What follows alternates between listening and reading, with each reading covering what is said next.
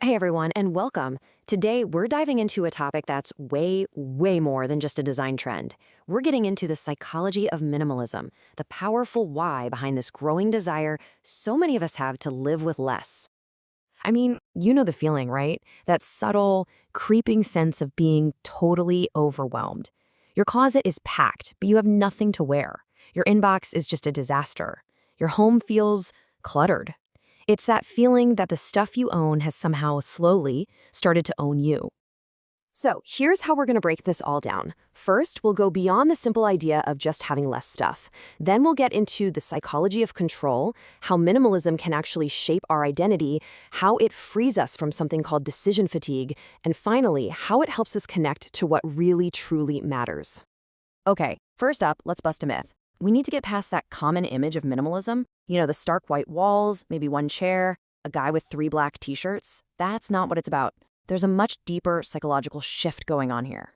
Yeah, we often see this stereotype on the left, that lonely chair in a big, empty room.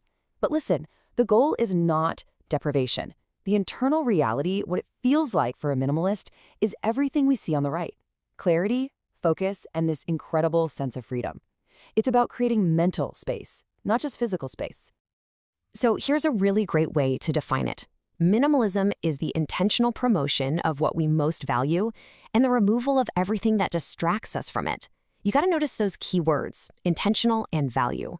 This isn't just about randomly throwing stuff out. It's a thoughtful, active process of curating your life.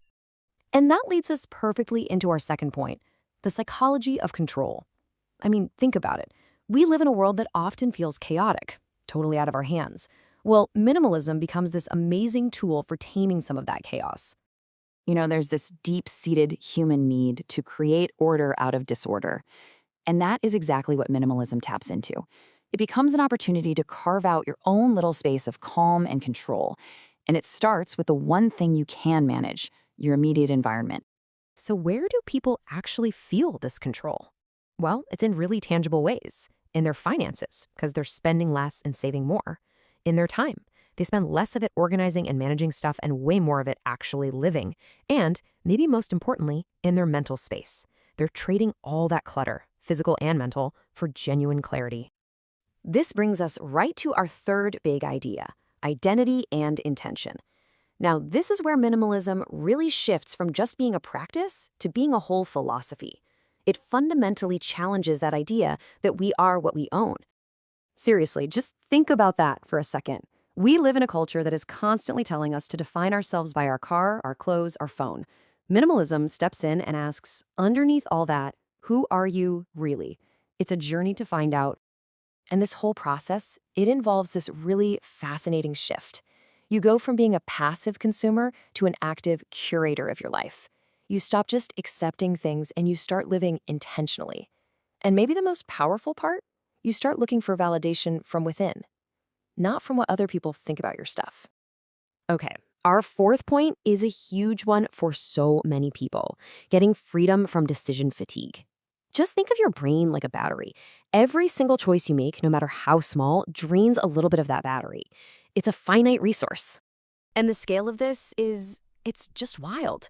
Researchers estimate that the average adult makes around 35,000 decisions every single day. What to eat, what to wear, which email to open first. It's absolutely exhausting. So this is where minimalism comes in as this incredibly powerful system to just slash that number. I mean, think about people like Steve Jobs or Barack Obama, who are famous for wearing the same outfits. They were getting rid of trivial decisions so they could save their best mental energy for the stuff that actually matters. And you can literally see the effect here. The mental energy that just gets drained by the constant noise of high consumerism is huge.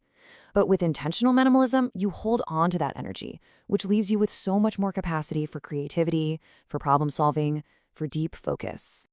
And all of that brings us to our final and maybe the most important point of all, connecting to what matters.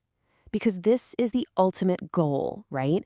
You clear the clutter not just for the sake of it, but to actually make space for life itself. Just look at how your resources, your time, your money, your energy, get reallocated. That tiny little slice for acquiring things frees up this massive capacity for what actually brings fulfillment: experiences, relationships, personal growth. You're literally trading stuff for life. So, if there's one thing to take away from all this, it's this. Minimalism was never, ever about having less. It has always been about making room for more. More time, more passion, more freedom, more connection, just more of what you actually value. And that leaves us with one last, very personal question. As you look at your own life, your schedule, your home, what is truly worth making space for?